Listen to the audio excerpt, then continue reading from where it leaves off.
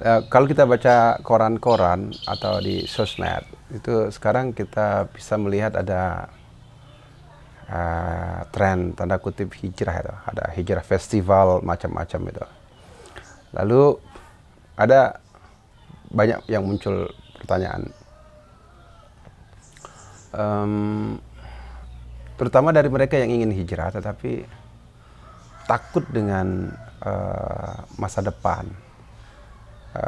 Yaitu misalnya, wah saya ini kan bekerja di bar, katakan begitu, bekerja di yang kehalalannya saya ragukan, karena pekerjaan saya di tempat saya itu sebenarnya dia misalnya menjual minuman keras, lalu ada yang nggak baik lah pokoknya untuk kemaslahatan manusia. Lalu kalau saya tinggalin itu hari ini, maka ya saya juga butuh makan dan minum. Bagaimana dengan anak istri saya? Lalu oleh karena itu kemudian mereka punya niat hijrah tetapi menunda hijrahnya itu. Ya nanti saya akan hijrah tetapi pelan-pelan ketika saya sudah menemukan pekerjaan lain misalnya.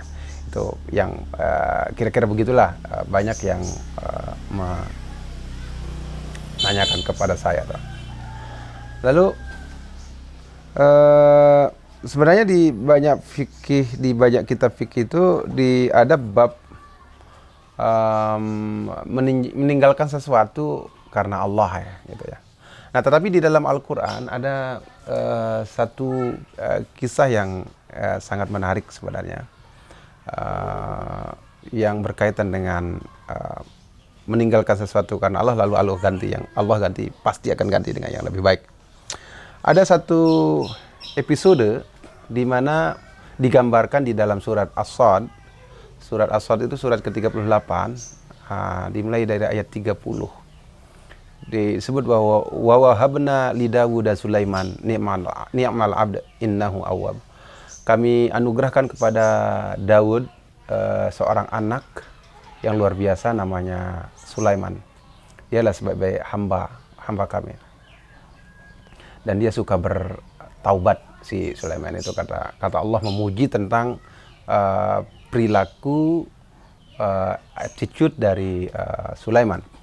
Jadi memang terlihat di sini Sulaiman dilahirkan sebagai seorang anak raja di dalam tradisi raja dengan kekayaan berlimpah tentunya.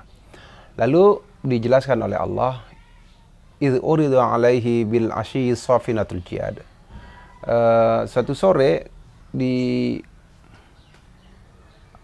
pada dia sekelompok kuda-kuda yang safinatul jihad, yang jinak tetapi juga sangat cepat gitu.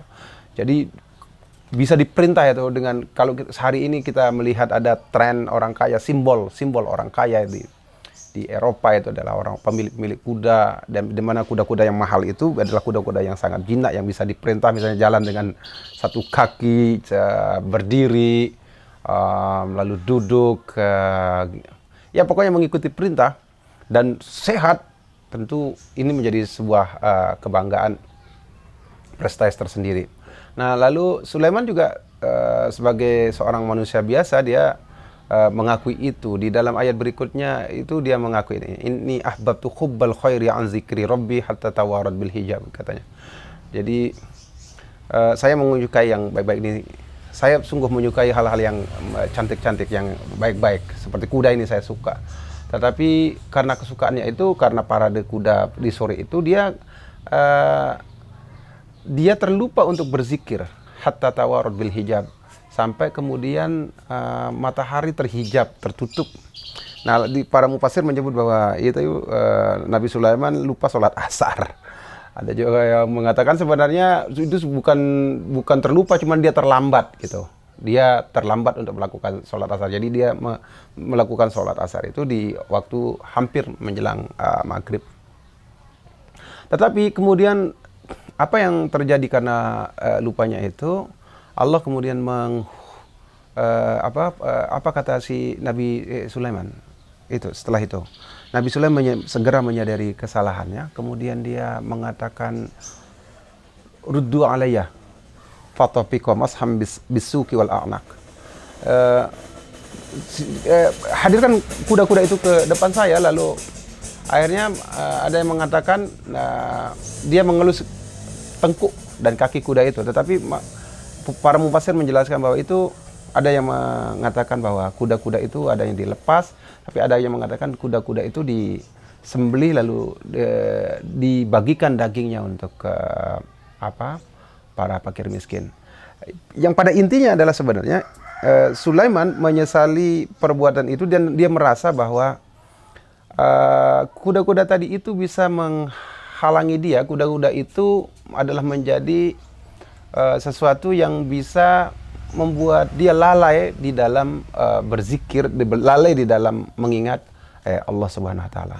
Nah, akhirnya kemudian Sulaiman memutuskan untuk intinya melepas kuda itu supaya saya nggak repot lagi lah, kira-kira begitu.